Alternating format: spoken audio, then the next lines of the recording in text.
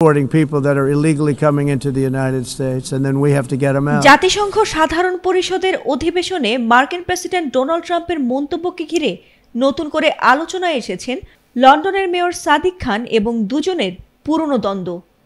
জাতিসংঘে ভাষণ দিতে গিয়ে প্রেসিডেন্ট ট্রাম্প লন্ডনের মেয়র সাদিক খানকে আক্রমণ করে বলেন, লন্ডনের একটি ভয়ঙ্কর মেয়র আছে, তিনি শহরটিকে ভয়াবহভাবে পাল্টে দিয়েছেন আর এখন শরিয়া আইন চালুর চেষ্টা করছেন।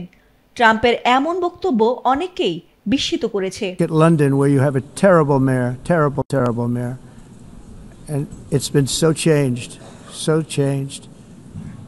Now they want to go to Sharia law, but you're in a different country. You can't do that. তবে এর জবাব দিতে দেরি করেননি লন্ডনের তিনবারের নির্বাচিত মেয়র সাদিক খান।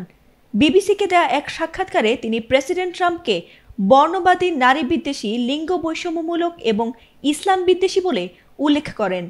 পাশাপাশি তিনি বলেন, লন্ডন সংস্কৃতি ও বৈচিত্র্যের দিক থেকে বিশ্বের ১ নম্বর শহরগুলোর একটি। I think President Trump has shown he is racist, he is sexist, he is misogynistic, and he's Islamophobic. And he called you a terrible mayor as well. Are you a terrible mayor? Walton এখন দেশের সীমানা পেরিয়ে পৌঁছে গিয়েছে 50টিরও বেশি দেশে। ওয়ালটন, ঘরে ঘরে, বিশ্বজুড়ে। Well, listen, I'm just thankful that we have record numbers of Americans coming to London since records began. Trump সাদিকের দ্বন্দ্ব নতুন কিছু নয়। উল্টোপাল্টা কথার জন্য আলোচিত ট্রাম্প প্রথমবার প্রেসিডেন্ট হওয়ার পর লন্ডন সফরে এলে সমালোচকরা উড়িয়েছিলেন বেবি ট্রাম্প নামের বেলুন, আর তার অনুমতি দিয়েছিলেন মেয়র সাদিক খান। আর তখন থেকেই তাদের সম্পর্ক বেশ খারাপ।